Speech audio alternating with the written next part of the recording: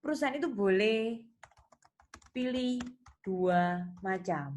Mungkin waktu saat itu kalian menggunakannya itu dengan pendekatan yang tanpa jurnal pembalik.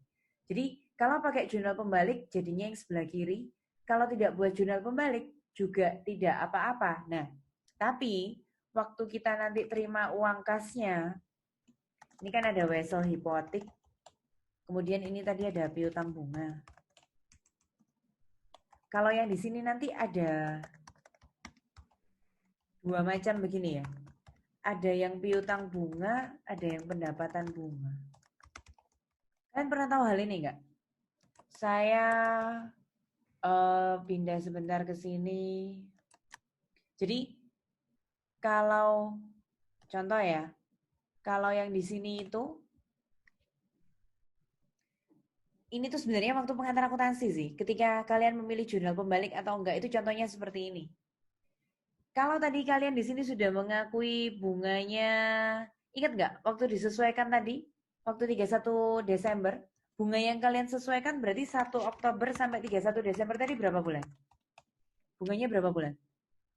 Waktu disesuaikannya. 3. Nah, ini itu diisi pakai angka 3 bulan. Jadi ini saya nggak hitung ya, pokoknya ini diisi angkanya itu 3 bulan. Kalau yang di jurnal pembalik, sama, ini 3 bulan. Nah, yang di sini kan nggak dibalik ya. Kalau kalian pakai pendekatan jurnal pembalik, karena ini 3 bulan, saya balik 3 bulan alias habis, alias nggak ada lagi bulan, nggak ada lagi ngomongin bunganya. Berarti waktu mengakui pendapatan bunga di sini, pendapatan bunganya itu harus 6 bulan. Jadi pendapatan bunganya sekali lagi di sini pendapatan bunganya itu harus 6 bulan. Saya rekomen sesuai buku paket yang Drebin, kalian gunakan yang ada pembaliknya. Tapi menjawab pertanyaannya Arneta, kok bisa muncul konsep pembalik atau enggak? Nah ini, Net, kita lihat yang di sini. Yang sebelah kanan, yang mungkin kalian dapatkan dulu itu nggak pakai jurnal pembalik ya. Jadi begitu di sini sudah ngakui 3 bulan, di sini kan nggak dibalik. Berarti sudah ada piutang bunga itu yang senilai 3 bulan. Karena nggak saya balik, berarti angka 3 bulan itu ada terus. Nah, bedanya apa? Berarti pendapatan bunganya nanti 3 bulan. Yang ini ngomongin dari 1 Oktober sampai 31 Desember 2019 ya. Yang di sini ngomongin bunganya 1 Januari sampai 1 Aprilnya 2020-nya. Kalau yang pakai pembalik gampang, Net. Dia itu langsung dari 1 Oktober 2019 sampai sekarang 1 April 2020. Gitulah kira-kira bedanya pendekatan antara yang pakai pembalik sama enggak. Gitu sih, Neta, penjelasan dalamnya tentang jurnal pembalik atau tidak. Oke, Bu. Iya, ini nanti saya save, kemudian saya buat kalian aja. Ini buat mengingat-ingat apa yang perlu kalian ketahui tentang jurnal pembalik begitu ya. Perbedaan jurnal pembalik dan tidak. Saya kembali ke PowerPoint ya. Saya kembali ke PowerPoint saya. Oke. Nah, kita lihat lagi PowerPoint ini tahun 2020. Jurnal pembaliknya sudah beres. Kemudian selanjutnya adalah jurnal terima kas. Apa ada pertanyaan jurnal penerimaan kasnya? Kalau dari April tidak ada pertanyaan, kita lanjut lagi. Kita nyicilnya sekali lagi setiap 1 Oktober dan 1 April. Jadi di sini 1 April sudah selesai, lanjut 1 Oktober lagi. Nah, kita amati ya. Cicilan semesterannya 2000 tetap 2000. Kenapa bunganya 2.400 di sini kok jadi 2280? Padahal ya, April sampai Oktober itu juga 6 bulan loh. April, Mei, Juni, Juli, Agustus, September. Nah, itu dihitung juga 6 bulan berlalu loh. Kenapa? Bayarnya beda, Bu, 38.000. Nah, 38 itu apa? Coba jelaskan. Apa 38 itu? 10.000 dikurangi 2.000 kan bayar yang kedua. Bayar Iya, untuk betul. selanjutnya.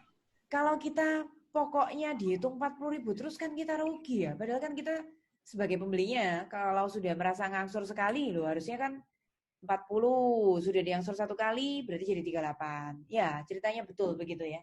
Jadi nanti kalau 40 dibayar sekali jadi 38. 38 dibayar satu kali lagi berarti jadi 36 dan seterusnya.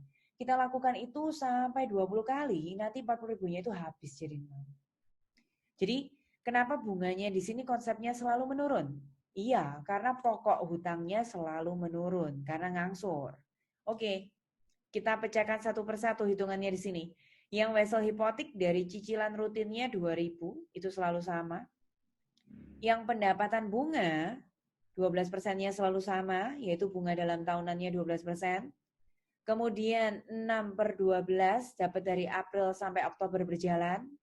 Yang dijawabin oleh Abian tadi betul sekali. 38 itu dapat dari 40.000 pokok pertamanya, kemudian dikurangi dengan angsuran sekali 2.000, berarti di sini 38.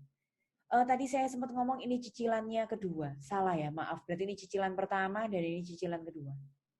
1 Oktober 2019 tadi belum mulai nyicil. Nah, nyicilnya mulai 1 April. Jadi April ini cicilan pertama, Oktober ini cicilan kedua.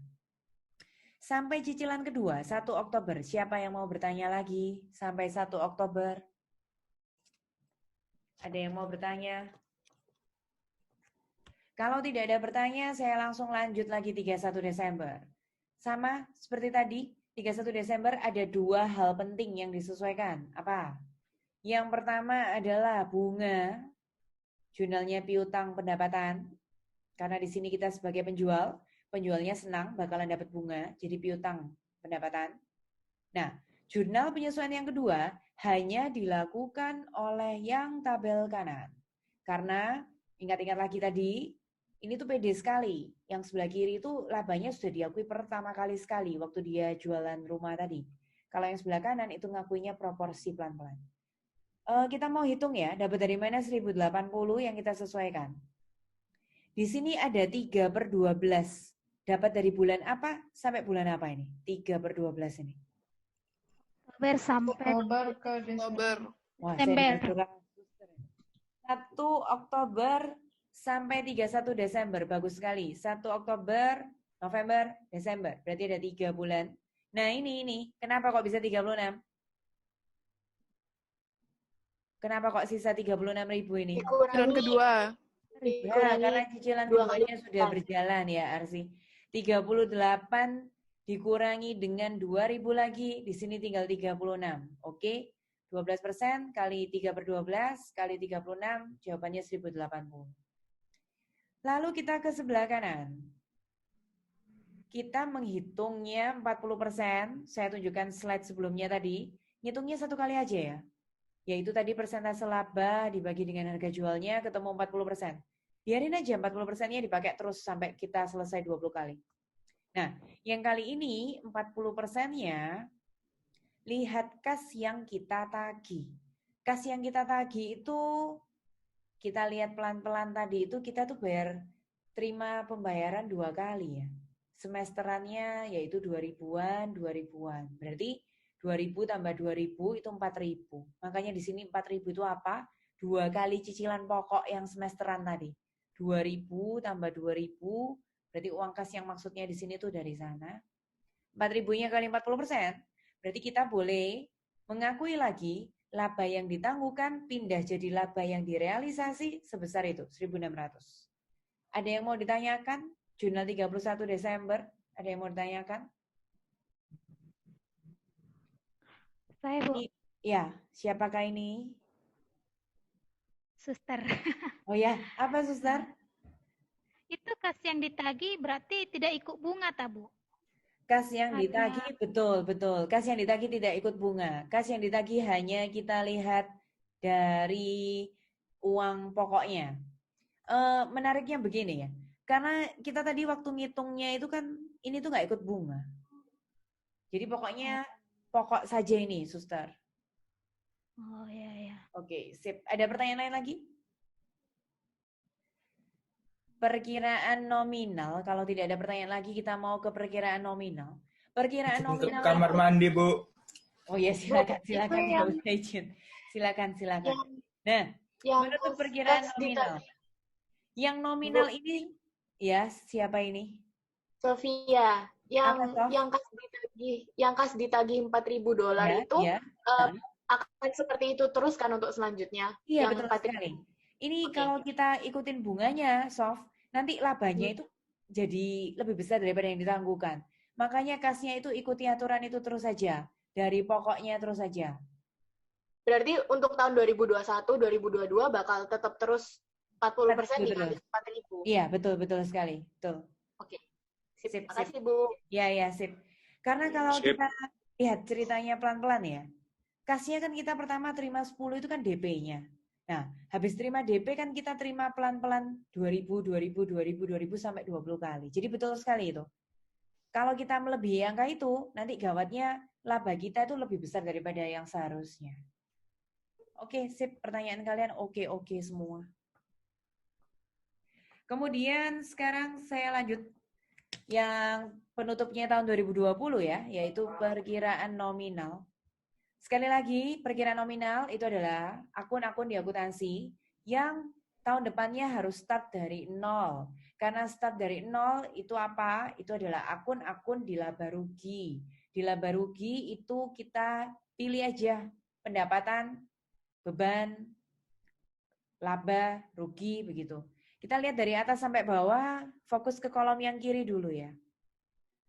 Fokus ke kolom yang kiri, kita menemukan akun pendapatan di sini. Tadi yang tanya saya tentang akun real nominal ini, Jesslyn tadi ya. Jess, perhatikan di sini pendapatan bunganya itu debit. Kita tutup itu lawan saldo normalnya, biar jadi 0. Berarti pendapatan debit itu pindah jadi di sebelah kredit. Sorry. Ternyata di sini pendapatannya masih muncul lagi. Jadikan satu dulu ya. Pendapatan bunga 1.200 di sebelah debit. Muncul lagi kredit 2.400. Sekarang posisinya ada di mana? Debit 1.200, kredit 2.400. Sekarang posisinya di mana? Kredit berapa? Kredit 1.200. Bentar. 1.200. Tambah lagi. Kredit lagi 2.280. Hitungin. Kredit 1.200 tambah lagi kredit 2.280. Berarti 3.480. Tambah satu kali lagi. Kredit lagi 1.080. Berarti 3.480 tambah 1.080. Maka hasilnya adalah kredit 4.560. Oleh karena itu, kredit 4.560 di debit. Karena di sini nggak ada akun biaya lagi, nggak ada laba lagi, ya sudah. Langsung lawankan terhadap ikhtisar laba rugi. Ada pertanyaankah sampai di sini? Yang sebelah kiri dulu ya. Kita pindah ke sebelah kanan. Nggak usah ngitung lagi. Sudah dibantu teman-teman tadi. Pendapatan bunga debit 1.200. Kredit 2.400. Berarti jadi kredit 1.200. Kredit 1.200 kemudian ditambah lagi kredit 2.280 jadi kredit 3.480. Kredit 3.480 tambah lagi dengan 1.080 jadi kredit 4.560. Karena kredit 4.560 pindah jadi di debit, pendapatan bunga 4.560. Kita cari akun biaya di sebelah kanan nggak ada. Adanya ya ini, laba yang direalisasinya jangan lupa. Laba direalisasi itu kredit 1.600, biar jadi 0 pindah debit, berarti laba realisasinya pindah debit 1.600. Ikhtisar laba ruginya dapat dari mana? Berarti 1.600 tambah 4.560. Ikhtisar laba rugi sekali lagi itu kerjakan paling terakhir itu hanya selisih biar debit dan kreditnya balance. Tapi asal kita tahu ya. Asal kita tahu sebentar dulu, ikhtisar laba rugi itu kalau di kredit itu menyenangkan. Ikhtisar laba rugi yang di kredit itu mencerminkan keuntungan. Tapi kalau ikhtisar laba rugi yang di debit itu mencerminkan kerugian. Silakan, siapa tadi yang mau bertanya? Trisha kah itu? Saya Bu Sofia. Bu Sofia, apa Sof? Itu yang laba kotor yang ditangguhkan sama ikhtisar laba rugi itu emang boleh digabung gitu atau boleh dipisah? Jadi ikhtisarnya 4.560, laba kotor yang ditangguhkan 1.600. Maksudnya bikin 2 jurnal. Laba kotor yang direalisasi debit, ikhtisar laba rugi 1.600. Bikin jurnal lagi pendapatan bunga debit 4.560, ikhtisar laba rugi kredit 4.560. Begitu kan maksudnya? Ya.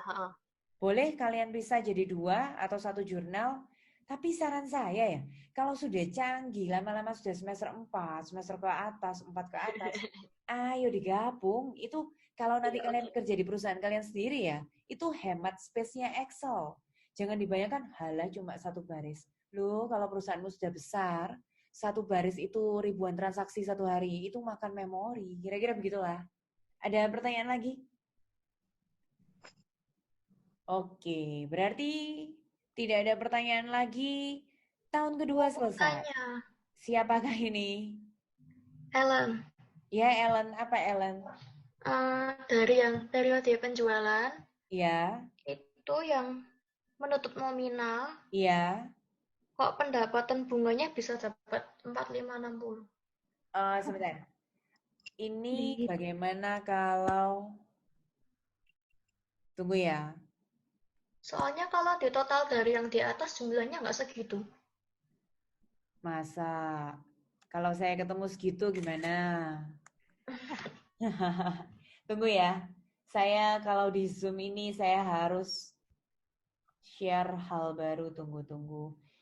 Ini anggap saja sebagai catatan buat kalian. Pertanyaannya Ellen. Sudah bisa lihat Excel saya, Ellen? Sudah. Oke.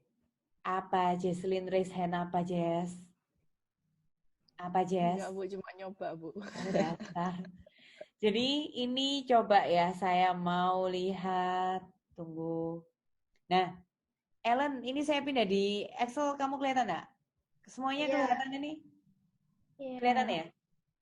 Kelihatan, Bu. Sip. Kita semua fokus ke pendapatan bunga. Kenapa tadi pertanyaannya pendapatan bunganya kok bisa ketemu 4560? Andaikan ini suatu T account, begitu ya, ingat-ingat waktu kalian belajar akuntansi yang dasar, anggap saja ini sebuah T account. Kemudian kita lihat bagaimana memperoleh 4560-nya, Ellen. Pertama kali, pendapatan bunganya sebelah debit 1.200. Saya tulis di sini debit 1.200. Paham ya? Iya. Kemudian pendapatan bunganya kredit 2.400. Saya tulis sini 2.400. Oh. Kemudian Ada yang pendapatan belum bunga kebaca lagi tadi. 2280. Kemudian pendapatan bunga lagi 1080. Nah, ini kita coba lihat ke bawahnya.